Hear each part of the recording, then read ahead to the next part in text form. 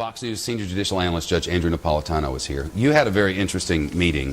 When was this, last night? This was last night in Washington. Now, I want to set this up. Remember now, all of the banks did not want this money. Some of the banks tried to reject the money. And you were with a leader of a bank who did just that. Correct. This person runs a bank that's worth about $250 billion. It has no subprime loans. It has no bad debts.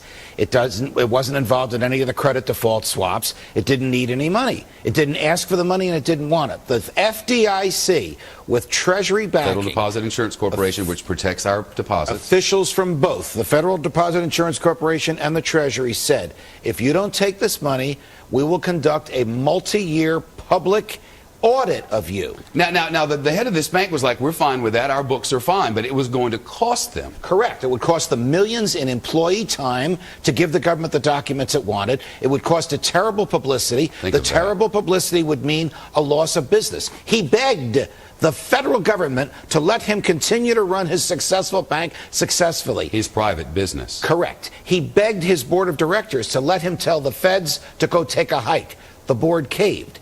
The board was forced to issue a class of stock just for the federal government. The federal government owns 2% of this huge bank.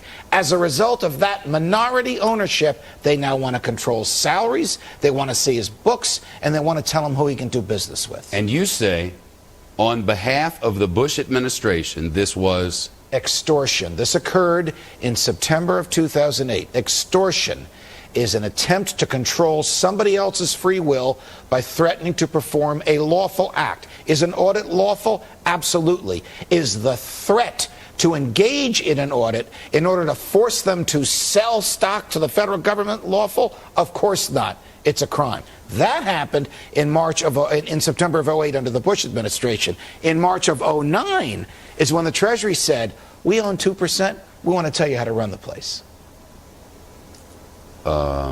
So what can happen now? Nothing. Maybe the courts will say this is going too far. The Congress doesn't have the authority to authorize the FDIC and the Treasury to do this. Tracy, you talk to these people all the time. What do they say? Well, they've had it, and to the judge's point, they get money from the government. They got to pay interest, make interest payments as well. So the government's making money. And the interest payments are high. I know from personal experience. My father happens to be on the loan board for a bank, and he's like, we didn't want that money. We didn't take that money. A very small bank. They didn't take it because they were worried about the 5% a year. 5%, exactly. And then you get a company like Wells Fargo now that's forced to cut its dividend because it has this TARP money. It didn't need to cut the dividend, so you're screwing shareholders left and right here. The Bush administration committed extortion. That is a very strong accusation. There is no exception in the extortion statute for when it's done by the government in the name of public safety. Threatening to perform a lawful act to affect somebody else's free will is extortion, and the Paulson people knew it. And if the goal of the audit if the reason for the audit had been, we're looking at your stuff and your stuff doesn't look right, we're going to audit you. But they were very clear. That wasn't it. It was, you will take our money, therefore we have control, or we will audit you and put you through a public display which could crush you during this turbulent time. Correct. If the audit was, it's time to audit you, we have reason to believe you don't have enough reserves, they have every right under the law to do that, and they ought to do it.